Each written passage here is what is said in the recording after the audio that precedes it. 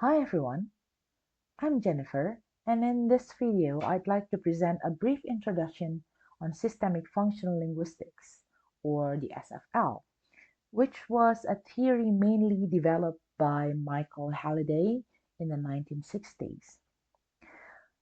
Before we start, I would like to give a little disclaimer that this video is intended for educational purposes and I created especially for my students at the university. So perhaps some of the explanation will be a little bit simplified and the terms used in this video may be translated into my native language, Indonesian, at times. But hopefully still you will find this video informative enough. Okay, so when we talk about the systemic functional grammar, those who aren't familiar with the development of the field of linguistics may find this term systemic functional linguistics, or some people actually call it systemic functional grammar or functional grammar. They may sound a little bit heavy on the ears, right? And it is actually a mouthful to say too, and that is why I always say SFL, SFL instead of just saying systemic functional linguistics. But actually, the theory itself is not as daunting, it's not as difficult as as is suggested by its name. Or yeah, hopefully I can make it as simple as possible. Now, of course, when we talk about systemic functional grammar, we need to see first about the term grammar itself. The term grammar that we already know, the traditional one. When we talk about grammar, when we hear the word grammar, I believe we would all think about various structures, and especially in English grammar and several other languages with time marker, you will think about tenses. And that's actually not wrong. Traditional grammar as we know it, it is concerned about the internal structure of text, where the subject should be put in a sentence, what is considered grammatical and what is not, basically all the technical stuff. So when we talk about grammar, basically we're concerned about what is in a blah blah blah, and there are elements in it, and how do each element relate to one another, like this. So in a sentence, element 1 will be connected to element 2, or sometimes a descriptive sentence, perhaps element 1 first, element 2 comes second, and yeah, the rest of the connection. So here in traditional grammar, we are not really concerned, we don't really care about the meaning of the sentences itself as long as they are grammatically correct, as long as they are structurally correct, then your grammar teacher will consider it correct. So, for example, I can create, let's say, this is not illogical, but perhaps it is not really correct when we talk about the sense of it in the real life situation. So let's say we have this sentence. This is grammatically correct. This is a descriptive sentence. So in English, a descriptive sentence always starts with a subject. In this case, this is the soup, and then followed by a verb. The soup stared, usually, and then followed by either adverbs or an object. In this case, the soup is the subject, stared at is the uh, verb, and then me is the object. And then there's several adverbs here: viciously, adverb of manners, and adverb of place from its bowl. So yeah, grammatically speaking, it is really correct. But the meaning itself, when we talk about the meaning in real life situation, not in cartoonish or narrative writing, This is somewhat illogical because the soup is a non-living entity, so it cannot really stare at you, or it cannot really do what human can do, right? But yet, again, grammatically speaking, this is correct. And so when you type this into your word processor or your grammar checker, there will be no marking, or they will sense this as a correct sentence. They will not pick up what's wrong with the sentence. And so here is where the SFL comes to, not for a rescue, I think, but comes to give a new perspective. So SFL concerns with how meaning is created and communicated. Of course, by saying this, I don't mean to say that SFL has nothing to do with structure. It does. Well, the name itself, systemic functional linguistics, systemic functional grammar, it suggests something about structure. But the main focus is describing the language we use in the context we use it. That is, by the context of culture and situations. And yeah, we're going to discuss that shortly, all the context things. But well, basically and simply, SFL deals with the meaning we create when using language based on the purpose of our communication, based on the target audience of our communication, based on the topic and the methods of communication. So, not really talking about the structure, but we talk about purpose, the meaning we want to create. And now we are going to talk about the big thing. Like I said earlier, SFL deals with the context of culture, and here we come the context of culture or the genre. So yeah, realistically speaking, everything that we do is influenced by a lot of factors. How our parents brought us up, for instance, or what's socially permissible in the area we live in, maybe. Those factors are called culture. So, yeah, no matter how small or big the scope is, the things that shape your mind, the things that shape your understanding about the world around you and how you should make meanings, they are the culture. And that is what happens with language. The way you create meaning through communication depends on your understanding, on our environment, our culture. Okay, to make it simpler, let's take our friend John, for example. So, John is a British male, and he comes from an upper socio-economic class. So, it means that he is, yeah, rich.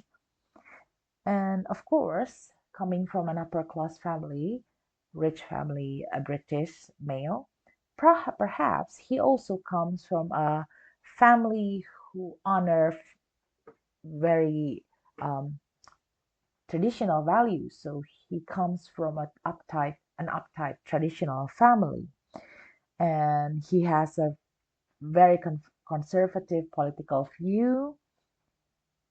And yeah, as he is rich, he is apparently also smart. So he has a PhD in something. I'm not going to say what he has a doctorate degrees in. You guess on your own. So in this example, our John here will think and say things differently from another John, perhaps, who is a farmer living in rural England in the Victorian era. They will have a different view, they will have a different priorities, they will have a different understanding about money, for example. So when John talks about money, okay, our John here talks about money in terms of um, priorities. Perhaps he thinks that, okay, buying a car is my priority, and buying a house is my priority, and perhaps spending 2-3 quids for getting a latte at the famous cafe is fine.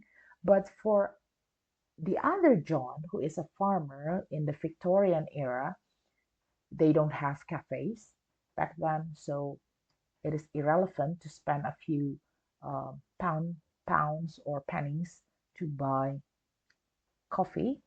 But perhaps he has a very different understanding about money. Perhaps his priority, money is utmost important. It is not for leisure, it is not for pleasure, but it is for him to be able to live further. So basically, the way we use language, the way we think, is influenced by the things that surround us. And when it keeps on happening around us, it becomes normalized. And when something is become normalized, it becomes a culture, whether you like it or not. So let's take another example before we move on to the fact that a lot of memes, a lot of pop cultures that have gone viral these days, they are actually a one thing situation, which then um, becoming viral, and a lot of people watch it and a lot of people repeat it. So it becomes a meme, it becomes a culture. So here, when we talk about a culture, it is not aside from the situation. So the context of situation eventually, when it is repeated over time, will become the context of culture. So that is how actually culture is created. And to talk more about how culture is created, we need to talk about another type of context, which I mentioned before, a smaller context, the context of situation. And to understand this, we need to look at the registers and its variable. Okay, register variable. So register itself in SFL is defined as a configuration of meaning, a variety of language corresponding to a variety of situations. These meanings are seen through three different variables: the field, the tenor, and mode. The field variable discusses the ideational meaning, the topics of the communication, and the nature of social activity. It is a technical topic, uh, like using jargons and such, technical terms, or just plain everyday topic like us commoners discussing the weather when there's nothing else to talk about. So that is field. And tenor looks at the relations between participants, the status of social power, their personal feelings, whether they're close or not with people they communicate with, and whether they like it or not, and how often they contact each other. Is it always constant contact, or is it seldom, once a week, twice a week, or never at all? So the participant um, in the conversation, in the communication, will decide how you create a language as well as a topic. And the mode, lastly, is, yeah, well, deals with the mode of communication. Is it a written communication? Is it a spoken communication? And you know that a spoken and written communication will have different uh, things in it, like you express yourself using intonation and pauses and loudness when you speak verbally. But when you write things, you can express it using capital letters perhaps, or italics, or nowadays we can utilize emojis. And the mode also talks about whether this communication is used like an action, like when you play uno cards and say uno when you are left with one card, that means you use language as an action. Or but if you talk about your friend, about your date gone wrong the other day, you are using language as reflection. So when we talk about the register variables and how it relates to the way we make meaning, I'm going to give you a brief example. Okay, so let's talk first about the participant. If your status of social power are equal, let's say it's your friend and you're very close with your friend, you like them a lot, you are in constant contact with them directly, and you used to talk using smartphones, so it's text, and the topic is only gossiping, you will use more casual words, and you will use, because you're very close with this person, you perhaps have a certain um, jargons, you have a lot of um, like secret language with them. You don't really have to spell out everything. Perhaps you shorten names into initials, but you will both understand. But if you talk, for example, with your supervisor and they don't know you that well, you don't want to shorten anything. You don't want to put acronyms or abbreviation on things for fear that they will misunderstood, right? So that is how the register variables help you differentiate how you create meaning. Okay, now we can see this table here, which summarizes the system of register. So again, Tanner deals with interpersonal relation, which can be analyzed through the system of mood. Field, the ideational meaning, is realized in two types of analysis. As you can see here, it's transitivity and cross complexes. And we have mode, which has the textual metafunction and is analyzed through theme. So each of these are discussed in different videos, which you can find the links to in the description box below. But yeah, as far as my students are concerned, all these four lexical grammar features will be discussed throughout the semester. So starting um, the following week, we will start with mood and going on to transitivity, clause complex, and theme. Okay, so yeah, right back to the topic. Uh, so you may wonder what's the connection between the context of situation and the context of culture, which I mentioned a little bit earlier. So I'll try to make it simple by using this diagram over here. Now, the smaller circle, it represents the situation in communication. One single situation. This is the register. Okay, so earlier example, um, you talk with your friend. If it is one time, it is the context of situation. Now, once that a situation is repeated, so the same types of people talking about the same topics at the same situations using the same modes, then it becomes widely known by a certain community. And then when it becomes widely known, people tend to repeat it over and over again. It becomes a habit, right? When it becomes a habit, then it becomes something that you think is natural to you. And it finally becomes the norms, the culture, a genre. Which brings me to the last part of my video here, the term genre. So genre, when we hear genre, a lot of things come to our mind, but mind you, we're going to talk about genre in the perspective of SFL. So it has slightly different meanings from the term genre used in literature or in pop culture that you know. So how?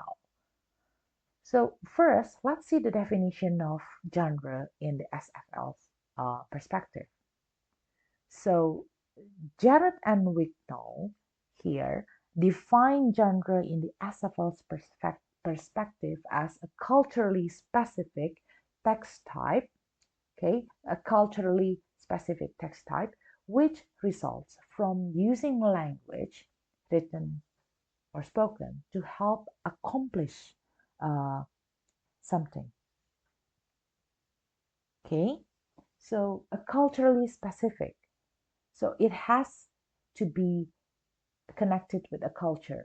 What kind of culture? The culture we talk about. Something that it has been repeated over and over and it is widely accepted.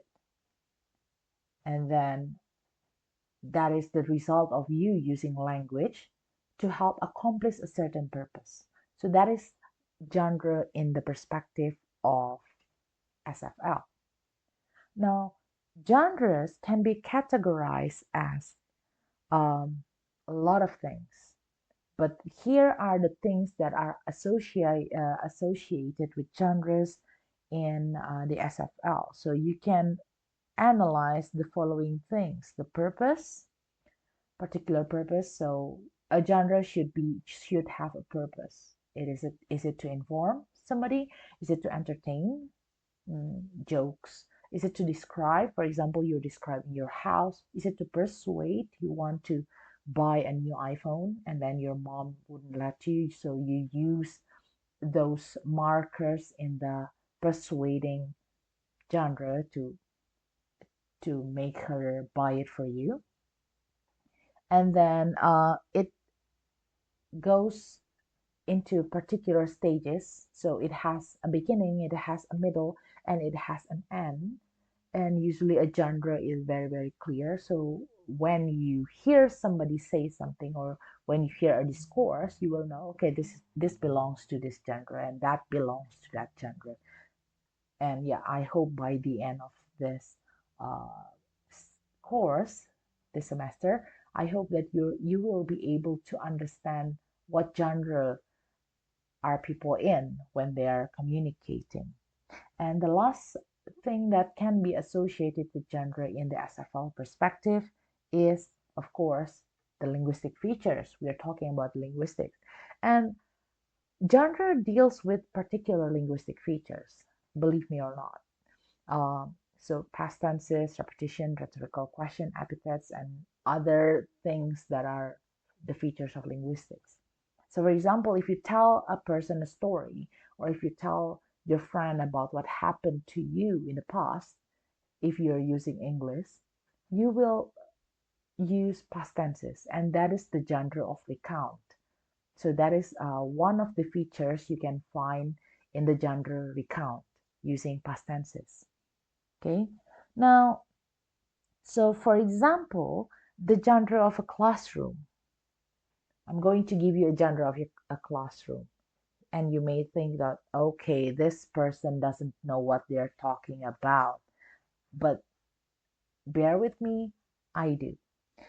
So again, I'm going to have to remind you that in linguistics, the term text uh, doesn't only apply to things you write. Okay, so our situation, the situation around us, can also be considered a genre when it is repeated and when it has the same pattern. So yeah, remember the keyword here about genre is pattern. The context of culture deals a lot with pattern.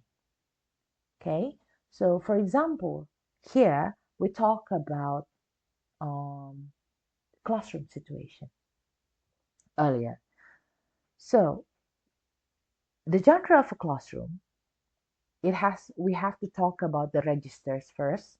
So yeah, the genre of the classroom in terms of the participants, in terms of tenor, we have certain participants involved, always teachers, at least one teacher and one student, right?